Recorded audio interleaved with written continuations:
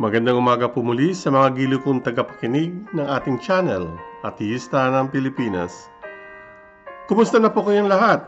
Ako po si Mang Ateong at ito po ang ating radio podcast, ang boses ng mga Pinoy ateista sa buong mundo. Naririto po ako para magbigay ng tamang kaalaman o impormasyon sa inyong lahat base sa mga ebidensya na aking nadiskubre sa aking mga personal na eksperimento o di kaya sa aking mga napag-aralan sa filosofiya, teknolohiya, siyensya, matematika at lalo na sa relihiyon. Partikular po sa usaping may Diyos ba o wala. Tandaan niyo po na rinirespeto ko ang inyong mga paniniwala. Ito po ay inyong karapatan. Subalit, mayroon din tayong karapatan na ibahagi ang iba't ibang pag-aaral tungkol sa mga relihiyon ng iba't ibang kultura ng iba't ibang bansa dahil ang mga ito ay hindi itinuturo sa ating mga paaralan. Mula sa paraan na ito, nakakasiguro tayo na ang ating mga mamamayan, lalo na ang ating mga kabataan, ay magkaroon ng balansing kaalaman at makagawa ng sariling desisyon sa pagpili ng kanilang paniniwala. Dahil ang mga pag-aaralan natin na ito ay hindi itinuturo sa mga eskwelahan sa Pilipinas, ang radio podcast na ito ay naglalayong magsilbing isang gabay o bilang guro para makapagbigay ng tamang edukasyon upang lumawak ang ating kaalaman o pananaw hindi lang sa usaping relihiyon, kundi pati na rin sa siyensya, filosofiya ng isip at ang mga pag-aaral na bihira o bawal na ituro sa Pilipinas.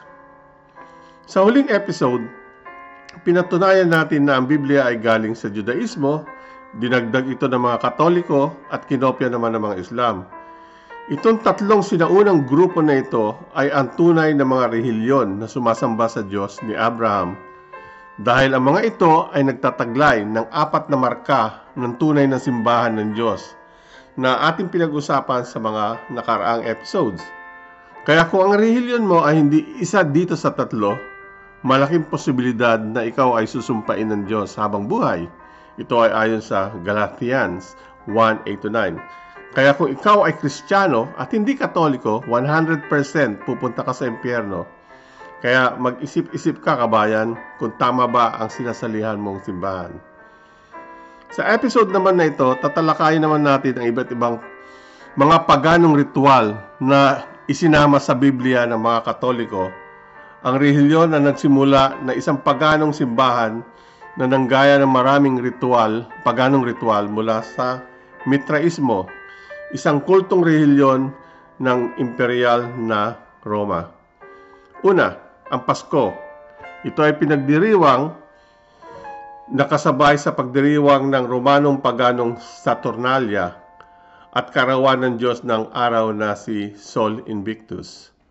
Ang mga tradisyon gaya ng Christmas tree, pagpapalit ng mga pagpapagbigayan ng mga regalo ay nagmula sa paganismo. Ang Pasko ng Pagkabuhay o ang tawag natin ay Easter. Ang salitang Easter ay mula kay Eostre, isang paganong diyosa ng tagsibol o tag-ani na nagdiriwang ng muling pagkabuhay at bagong simula.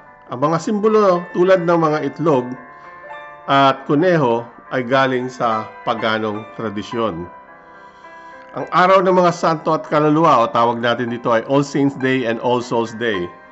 Ang pagdiriwang na ito ay nagmamarka ng pagtatapos ng panahon ng pag-ani at simula ng taglamig. Ginaya ng simbahang Katoliko ang mga araw na ito upang parangalan ang mga santo at kaluluwa ng mga yumao. Ang koronasyon ng Birhen Maria or Virgin Mary, yung pag-crown ng Virgin Mary. Ang gawain ng pagkokorona sa estatwa ng Birheng Maria ay may kahintulad sa pagdiriwang ng araw ng Mayo na nagbibigay pugay sa pagkabayabong at bagong buhay ng mga pagano. So ito ay meron ding kinopyahan. Ang tubig na banal o holy water, ang paggamit ng banal na tubig para sa pagbasbas ay inuugnay sa mga paganong ritual ng paglilinis gamit ang banal na tubig. Kwaresma o Lent, Ang panahon ng Kwaresma ay kahintulad ng sinaunang gawi ng pag-aayuno at pagsisisi. Ang ideya ng 40 araw ng paghanda at paglilinis ay matatagpuan sa maraming sinaunang tradisyon noon sa iba't ibang kultura. Christmas tree, ang tradisyon ng pagdedekorasyon ng puno para sa Pasko ay may pinagmulan sa mga siunang paganong ritual na nagdiriwang ng tinatawag na winter solstice. Ang veneration of saints, ang mga paganong paggalang ng mga santo at mga relics ay may pagkakahintulad sa mga iba't ibang kultura noon din na isinama ng pagsamba ng Kristiyano. Ang Pasko ng Pagbuhay o Easter nga, ang Easter eggs, ang pagdekorasyon ng itlog ay may mga pinagmulan din sa mga sinaunang ritual na sumasagisag sa muling pagkabuhay. Ang paganong ritual na ito ay dinagdag sa Biblia upang kumatawan sa pagkabuhay ng mag-uli ni Kristo.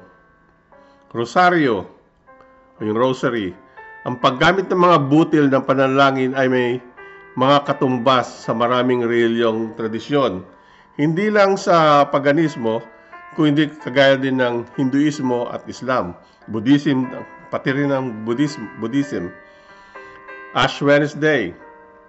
Ang paggamit ng mga abo sa Ash Wednesday ay naiugnay sa mga sinaunang ritual na may kinalaman sa abo bilang simbolo ng pagsisisi at mortalidad. Ito ay minsan ay linalagay sa noo. Kapistahan o yung kapistahan natin, feast days. Ito ay mga araw ng kapistahan ng mga santo ay ginaya din ng mga paganong ginaya rin sa mga paganong pagdiriwang ng mga kanilang Diyos at Diyosa noon. Ang holidays of obligation, ang pista ng pag-akyat ng mahal na birhen ay isang paganong ritual na pinagdiriwang na ang ibig sabihin ay pagdiriwang ng ani at pasasalamat sa kasaganaan ng lupa. Ang penitensya at pag-aayuno, ang panahon ng Kwaresma na nauna sa Pasko ng pagkabuhay ay kinabilangan ng mga pag-aayuno at pagsisisi, ay sumasailalim rin sa mga sinaunang ritual ng mga paganismo na nagmamarka ng paglipat mula taglamig patungo sa tagsibol. So ito ay taglamig at pagsibol. Ang pagpapaapoy, yung paggamit ng kandila, ang pagsisindi ng mga kandila ay katulad ng Easter Vigil o Araw ni San Juan, ay nagmula sa sinaunang pagdiriwang ng apoy na nagdiriwang ng muling pagdating ng liwanag at pagtaboy ng kadiliman. So simbolo rin to. Ang pagpapala sa mga hayop. Ang kapistahan ni San Francis ng Assisi ay kasama sa pagpapala ng mga hayop ay isang gawaing kahawig ng mga sinaunang ritual na nagbibigay pugay sa kalikasan at mga hayop bilang mga sagradong nilalang. So ito ay isa ring paganong ritual. Ang singsing sa kasal at ang puting kasuutan sa kasal, dati ay kulay pula ito at ginawang kulay puti. Ito ay mga tradisyong mga pagano na nagmula, mula pa sa sinaunang Ehipto, kung saan ang bilog ay sumasagisag ng kawalang hanggan. Tapos ito ay ginaya ng mga iba-ibang tradisyon at kultura. Ang mga iba't ibang ritual na nabanggit ko ay mga kopya sa mga paganong mga relihiyon. At marami pa akong iba't ibang ritual na makikita nyo na mga ginaya ng Katoliko at isinama sa kanila sa Bagong Tipan ay makikita nyo sa ating website. So kung interesado pa kayo sa mga ibang ritual nito, puntahan nyo lang po ang ating website. Sa mga huling episode, pinakita natin na ang Imperial na Roma na ngayon ay ang Katoliko Romano ay nagdagdag ng mga paganong doktrina sa lumang tipan at paganong mga ritual sa kanilang simbahan base sa ritual ng mga pagano noon na gaya ng Mitraismo. Dahil dito, napatunayan natin na ang Biblia ay kontaminado na, hindi na tunay at wala ng kabanalan. Ito ay nagpapatunay lamang na ang Biblia ngayon ay hindi na ang orihinal na salita ng Diyos. Sa susunod na episode, tatalakayin naman natin ang mga sumulat ng Bagong Tipan. 4 lang yan. Ang mga iba't ibang bersyon ng Biblia. Marami na ngayon. At ang mga iba-ibang argumento bakit ang Bagong Tipan, ang libro na dinagdag ng mga Katoliko sa lumang tipan ng mga Judaismo ay pawang mga gawa lamang ng simbahang imperial na Romano na kalaunan ay naging Roman Catholic. Pag-uusapan din natin ang isang importanteng ebidensya na magpapatunay na walang Diyos mula sa Griegong Orthodox Catholic Church. Ito ang mortal na kaaway ng Roman Catholic Church. Of course, nandiyan din yung Protestante. Sa kabuuan ng ating mga tinalakay sa podcast na ito, mula noon, unang episode hanggang ngayon, pinatunayan natin na walang Diyos base sa ating mga ebidensya laban kay Kristo, sa Biblia, at sa Diyos mismo. Kagaya ng ang pangalan ni Jesucristo ay wala sa Biblia. Ang paliwanag nito ay nasa episode 10. Si Jesus ay hindi ang tunay na Messiah ay nasa episode 11 ang paliwanag. Ang kabastusan ni Jesus ay nasa episode 12. Ang tunay na anyo ni Kristo ay makikita sa episode 13. Ang mga kasamaan ng Diyos ay tinalakay natin sa episode 14. Ang Diyos ba ay babae at lalaki ay nasa episode 16. Bakit ang tao ay walang kaluluwa ay nasa episode 18. Bakit walang langit? Ito ay nasa episode 19. Saan nakalagay ang malaswang marka ng Diyos ay nasa episode 20. Bakit si Kristo ay hindi anak ng Diyos ay nasa episode 22. Ang listahan ng mga peking simbahan ay makikita sa episode 5. Ang mga mali, dagdag at kasinungalingan sa Biblia ay makikita sa episode 9. At napakarami pa akong mga ebidensya na natalakay mula umpisa hanggang ngayon. So, kung gusto nyong isa-isahin ang mga podcast na ito, sana makakuha kayo ng tamang kaalaman. Ngayon, kung kayo po ay may katanungan, i-post nyo lang po ito sa comment at sasagutin ko po kayo sa aking makakaya. Kung gusto nyo naman maging guest sa podcast na ito ay o makipagdebatehan para sa kalinawan at edukasyon, ilagay nyo lang sa comment o email ako.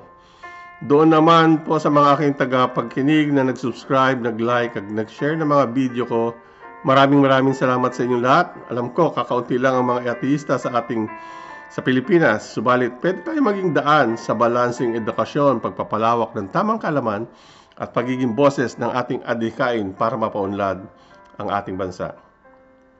Sa susunod po muli, ito po uli ang inyong mga atyong na nagpapasalamat sa inyong pakikinig. Ang sabi ng tatay ko, kung gusto nyo ng buhay na maginhawa, maligaya, malaya at makahulugan, sikap, sipag at kalaman ang susi ng isang magandang buhay at hindi dahil sa paniniwala na may Diyos. Masagana at malusog na buhay po sa inyong lahat. Ito po muli ang inyong channel, The Voice of Philippine Atheism. Maraming salamat po uli sa inyong pakikinig. Ito po ang inyong ateista ng Pilipinas. Mabuhay po kayo.